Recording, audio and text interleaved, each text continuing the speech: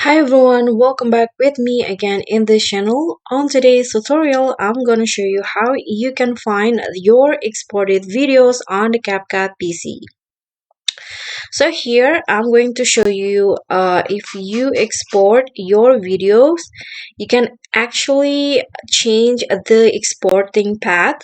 So if you see there is export to options, so to easily find the exported videos, you can just change the exporting path to the folder that you can easily find on your computer. For example, you can just save it in your desktop, or maybe this, I'm going to choose this videos folder on my computer, then click on select folder.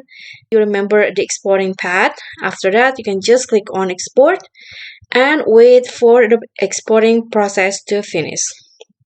Okay, now it's done. And if you see here, when it's done exporting, there is an option to open the folder of the save project. So you can just click on the open folder. The folder will open automatically and you'll find the project that you saved. So as you guys can see here, this is the project that I saved before.